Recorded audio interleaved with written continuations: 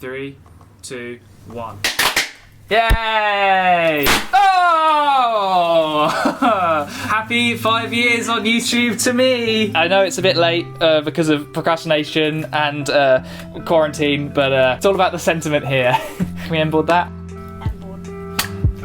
This channel is 5 years young, meaning I've spent almost a quarter of my life on this channel. 21.74% for you numerical perfectionists. I think it's fair to say I'm endlessly grateful for the version of me 5 years ago that made a decision to start doing YouTube. It felt like a small act, but it spiraled upward to completely alter my path in life. YouTube is my career now. I'm a freelance editor. I've gotten to work with some incredible creators, some of which played a big part in inspiring me to create in the first place. I wouldn't have gone to study film at university, which means in a way I owe my whole uni experience and uni friends to YouTube. More than that though, I've met my closest friends through YouTube. I wouldn't be blessed with the supportive friendships I have surrounded myself with without it. That's wild, thinking back to my finger hovering over upload. How different would my life be had I not clicked that button? Or for the next upload, or the next 130 after that. I'm trying not to go all butterfly effect here, but it is true those tiny steps can completely snowball,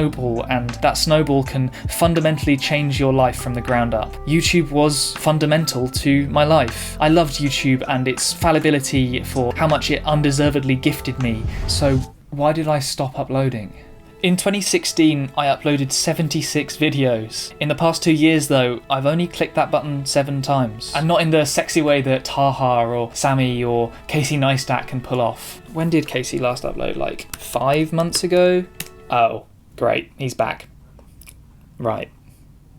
Great. I have a theory on why I stopped though. I've had to prioritise uni, paid work for clients. In some cases I've had to completely sideline projects. Something my completionist tendencies was quite bad at. And though I haven't made stuff for myself, I've still worked my bloody socks off on some of my best ever stuff. And I am proud of what I've made, even if my name isn't on the cover. Maybe it's my ego that's the issue here. But from working this hard, right after coming out of university, I burnt myself out. So whenever I took time to create for myself, I couldn't do it. I had nothing left. I got nothing left. Like the meme. I took breaks from work, but not for long, because I wanted to create for me. My match would heal a bit, but I'd be angry at myself for not being motivated to create, and add to the mix the need to pay bills and rent, a global pandemic, the nasty state that YouTube is in. I just couldn't do it. There were so many inner critics racing around in my own head, it just became so much easier to do nothing than to shout into a void. And so I disappeared. I felt a bit like a ghost. Both as a ghost editor, I guess, but also as another of one of the many small YouTubers to vanish away. A distant memory. Remember Sam Angle, remember PMS. It's all past tense. He was a YouTube creator. He used to be one of your favourite YouTubers. He was a filmmaker.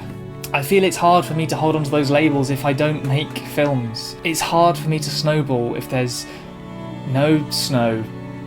What am I doing? What I'm trying to say is, I don't want to be past tense. I don't want YouTube to just be in the past. I want it gifted to my present self. I just want to fall in love again. Fall in love with you.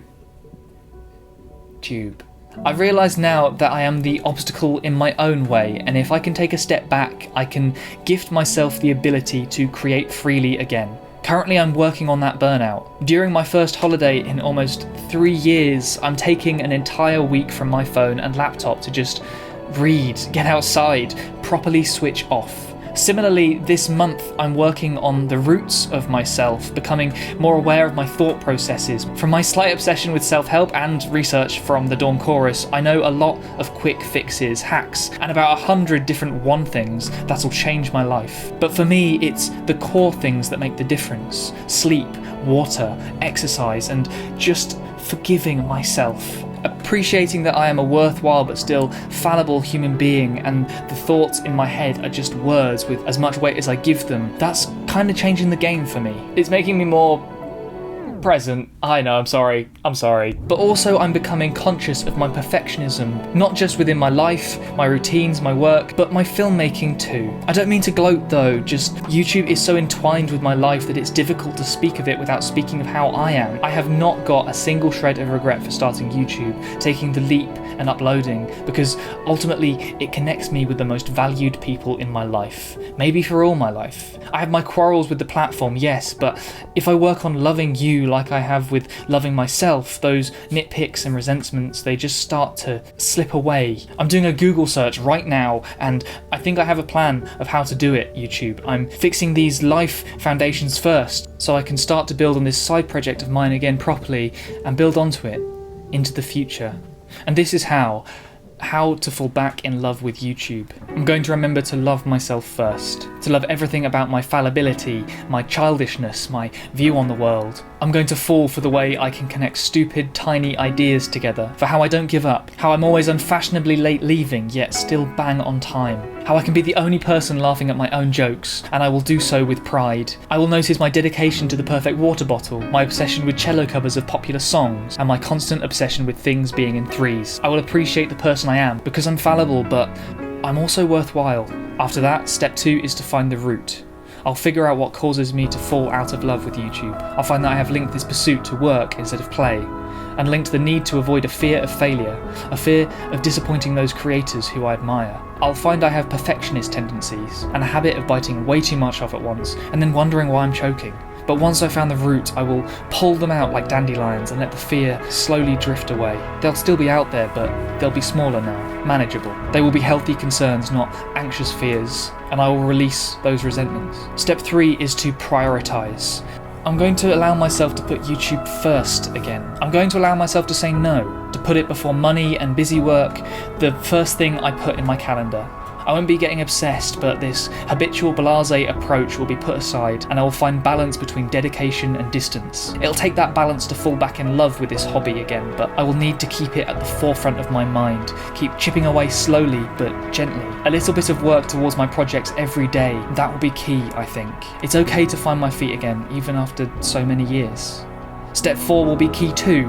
I'm going to focus on the process. It's so easy to get lost in overleaping goals. I may take it all for granted again, but I will catch myself, and all of a sudden it'll all come rushing back. The joy of crafting, of connecting the dots, of long shoots, the rush of trying something new, whether it lands or not. That risk will be exhilarating. I will go back to being a beginner again. Approach it like a new thing, not just to see it with fresh eyes, but to learn again. Being professional is for emails, but being passionate, breaking rules, forgetting self-judgment and trying again and again, that's the beginner mindset. And engaging with curiosity, being present and grateful in that moment again, I'll remember exactly why I fell in love in the first place. Which brings me to step 5, gratitude. I'm going to remember the YouTube I fell in love with. Remember it as if it's still yet to happen out in front of me, and I will see all these wonderful gifts of gratitude, hold them with great value, because I'm going to make entirely new friendships, reinforce old ones, connect with family on a deeper level. I'm going to find hope and a purpose in a time where otherwise all I want to do is quit. I'm going to find cool coffee shops to work in, a new favourite city, new favourite places in the world. I'm going to be vulnerable, be totally free to speak honestly, be the truest version of myself, not dictated by others or what others think of me. I'm going to go to VidCon and SitSee and TanaCon, meeting heroes and in some cases working for them. I'm going to grow and learn and connect with life in a way I never have before. I will fail at making short films again and again, and then finally break through that wall. I'll sing stupid songs out loud, dance in the street at 4 AM, scream into forests. I'll take risks for the shot once, twice, maybe 3 times. I'll make so much stuff that I forget my own videos, and when I watch them back it will be like seeing them for the first time. I will laugh at myself and cry over losses and not regret a single moment of it, all because of YouTube. I can fall back in love with YouTube again, and this right here, this is me giving myself the permission. I just gotta start again. I want to say a massive thank you to anyone and everyone who's ever supported my videos in any way. I had no idea that I'd develop this modest following ever, let alone in 5 years, so genuinely thank you. Thank you for being here right now, for contributing in the comments and for sharing my things. I'm honoured by anyone who watches my stuff, so yeah, thank you. And I'm gonna go make some stuff. Hell yeah. Hell yeah. Hell yeah. Have I still got confetti on me? Yeah.